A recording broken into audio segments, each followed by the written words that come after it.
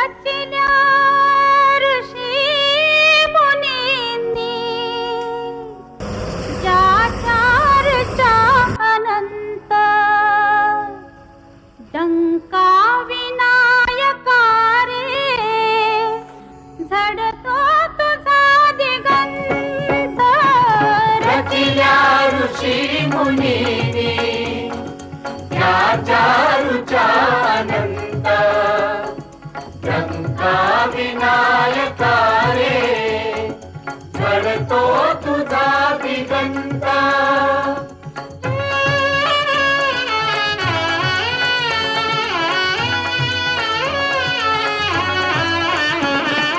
वरदायका गणेशा महदाशया तुरे मंडळी ह्यो आचरा रोड आहे. इकडे आचरा टिट्यावरचं जावतो रोड आणि तिच्या बाजूकच हैसून ही शाळा असा. नाही बघा आमचे पोरगे काम करतात त्यांना ओळखत असताला. तोंडा दाखवा रे दिसत नाहीस. तिकडे काका काम करतात दादा.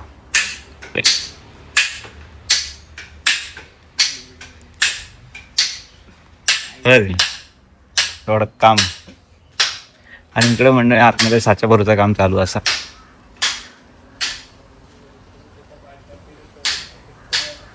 म्हणजे साचा आहे मोठो, खूप मोठा साचा आणि तिकडे हातबीत भरलेले आहेत आणि माती ठेवलेले आहे शाडूमाती आणि इकडे गणपती बनवलेले शाडूमातीचे असत वरती मूर्त्या असत त्या पुढे गणपतीने आणि इकडे मारत्या का असत त्याच्यावरती बघा साच्यावरचं काम चालू.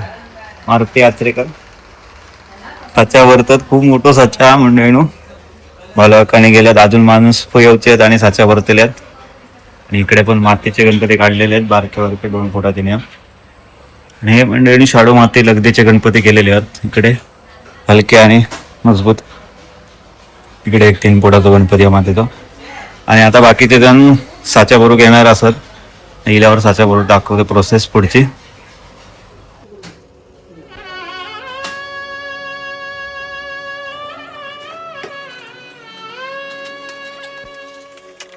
रचिल्या ऋषी मुनींनी ज्याच्या ऋचा अनंत डंका विनायका रे झडतो तुझा दिगंत रचिल्या ऋषी मुनींनी त्याच्या ऋचा अनंत डंका विनायका रे झडतो तुझा दिगंत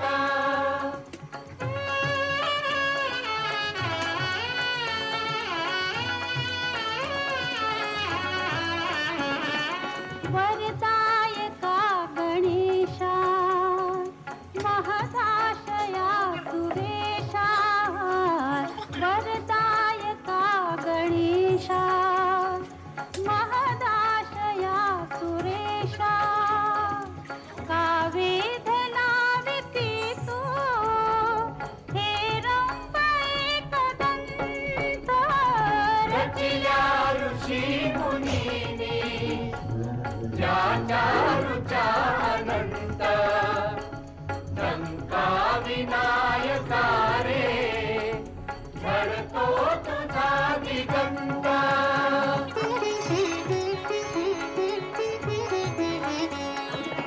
येसी जळातुनी तू कोणाकडे नहे तू येसी जळातुनी तू कोणाकडे नहे तू अजुनी भ्रमात सारे योगी मुनी महंत रचिल्या ऋषी मुनींनी त्याच्या ऋचा अनंत डंका विनायका रे झडतो तुझा दिगंत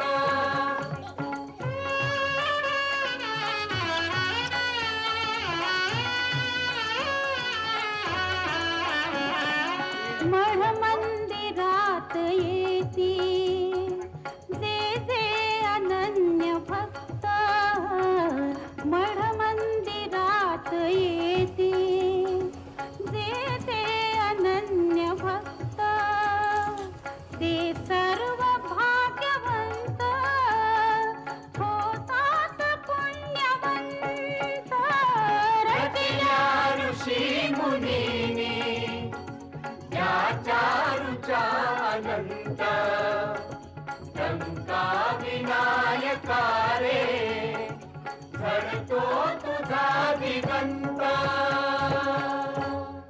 4.5 फुटाचा साच गणपती हा साचे आता घालतं काढल्याने डायमंड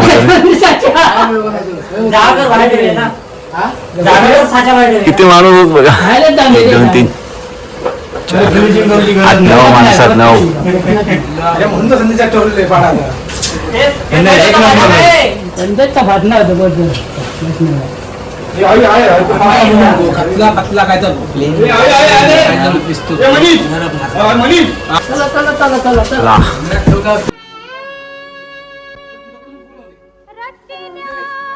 रचिल्या ऋषी मुनींनी ज्या चारूचा अनंत लंका विनायका रे घडतो तुझा दिगंत रचिल्या ऋषी मुनीनी या चारूचा अनंत लंका विनायका रे. नमस्कार मंडळी, आता आम्ही बालादाच्या गणपती शाळेत गेलो आणि तो गणपती आपण मातीचं घालत होतो पूर्ण झालेला तुमका दाखवते. ही बघा म्हणतो मी मंडळीनं मूर्ती पूर्ण झालेली आहे आता पूर्ण ओके. मातीचे गणपती तयार झालेली आहे आता आणि इकडे भालादा आपलं काम करता. तर म्हणजे ही बघा भालादाची शाळा आणि इकडे सगळे गणपतीची मूर्ती असंच ठेवलेले आणि ही आपली जी मूर्ती जे आपण ब्लॉक बनवतो ज्याचे आधार ती मूर्ती आणि इकडे बाकी सगळे आता बॉडी कलर मारलेलो आणि कलर काम चालू आहे. हा बघा इकडे कलर काम चालू असं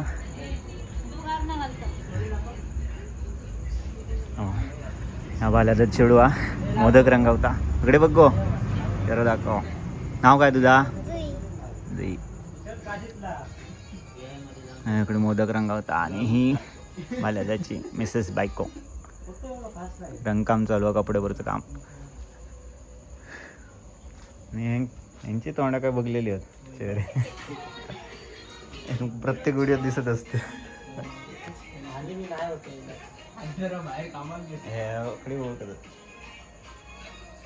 हे बोकडे कपडे भरतात आपल्या वाडीत पोरगे असतात.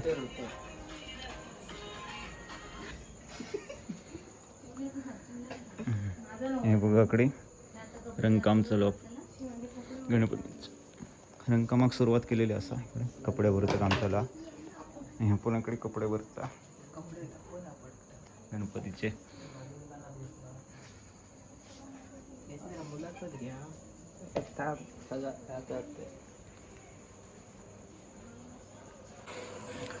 तर मंडळी आपल्यासोबत आता भालादा असा आणि ही मूर्ती ज्या मूर्तीवर आपण ब्लॉग बनवलं व्हिडिओ बनवलो जी कशी बनता काय तर आपण दाखवत होतो ती मूर्ती आणि आपल्या भालादादा आणि आपला भालादादा आता सांगणार असं की एक शाडू मातीची मूर्ती बनव किती मेहनत लागतं आणि किती वेळ लागतं काय लागतं याबद्दल आपल्याला आता भालादा आपल्याला सांगणार असा.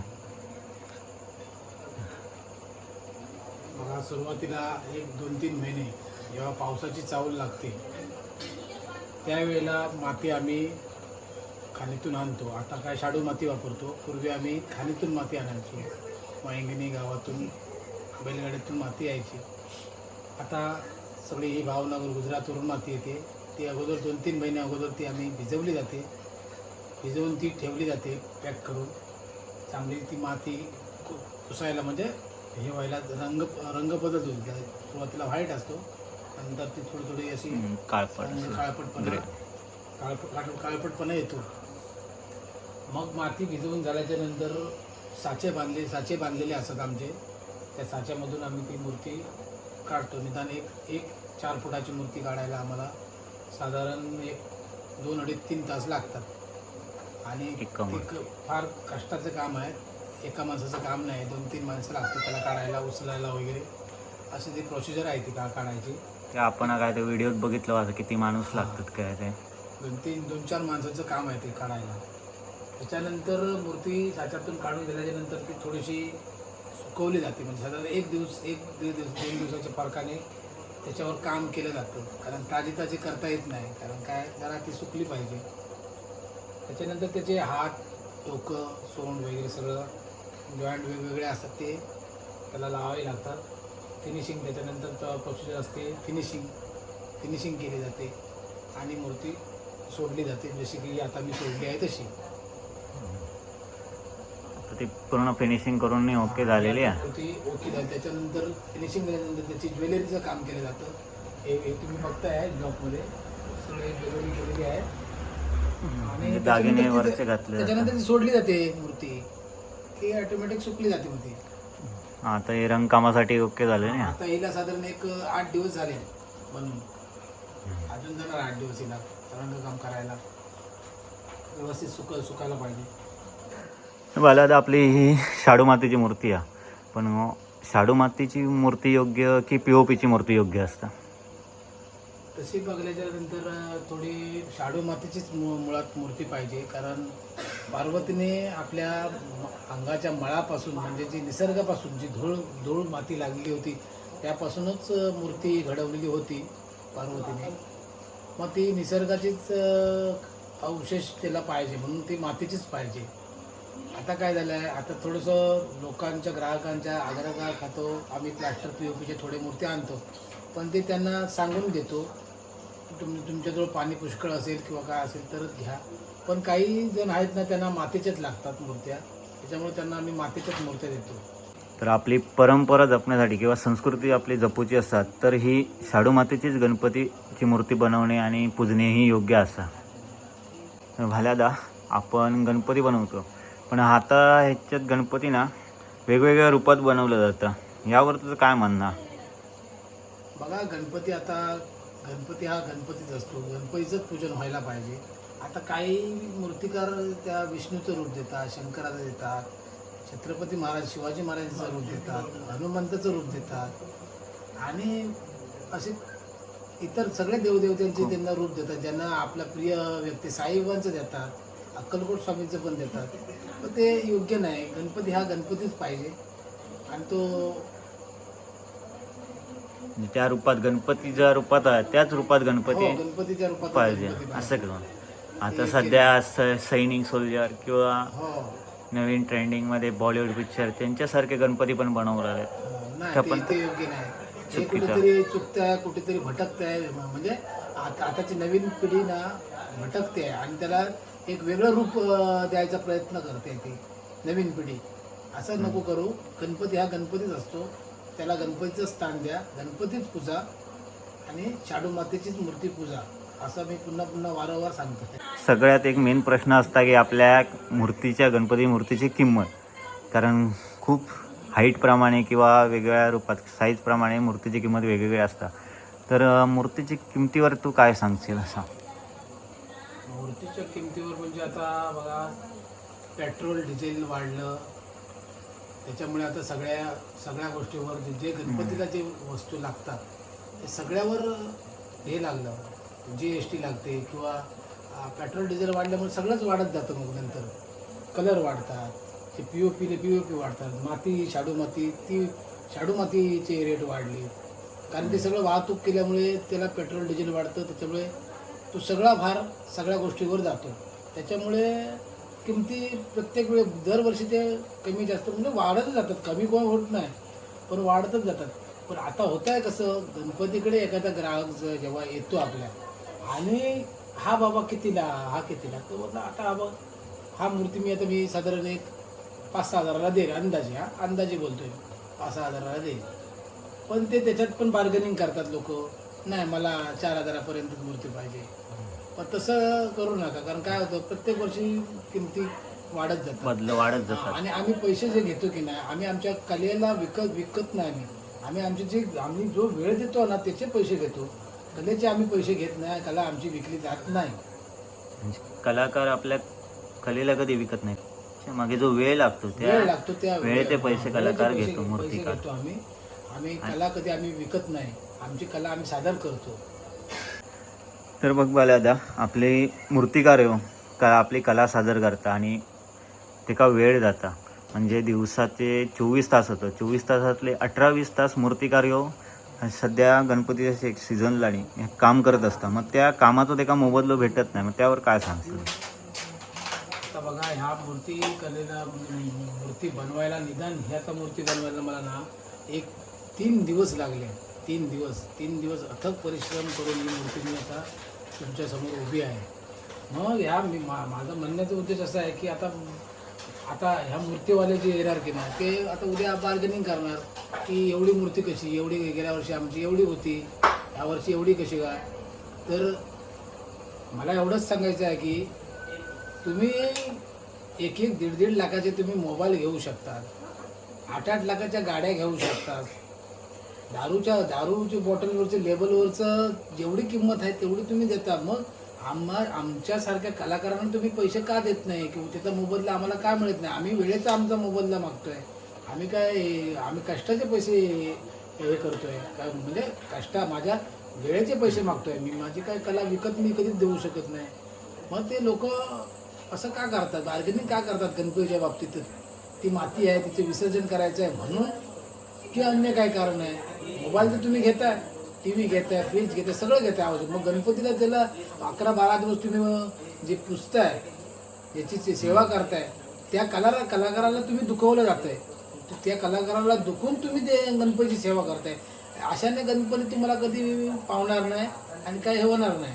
त्याच्यामुळे जो काय मूर्तिकाराचा जो काय मोबदला त्यांनी सांगितलेले आहे ते त्याला द्या. त्याचे कष्ट आहे त्याच्यामागे, 18-18, 20-20 तास त्याच्यामागे एका मूर्तीमागे तो काढतो आहे. त्याच्यामुळे त्याचा मोबदला त्याला मिळालाच पाहिजे. त्याच्यामुळे मला एवढंच सांगायचं आहे की बाबांनो, तुम्ही मूर्तिकाराला तुम्हाला ते परवडेल मूर्ती, त्या तेवढीच मूर्ती करायला लावा, त्याची बार्गेनिंग करू नका. एवढंच मला ग्राहकांना बोलायचं आहे खास करून.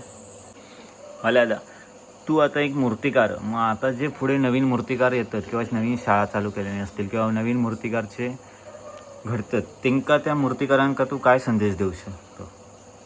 आता नवीन मूर्तिकार म्हणजे आता चांगले कलाकार आहेत. मुंबईला विशाल शिंदे यांच्याकडे भरपूर जण शिकायला जातात.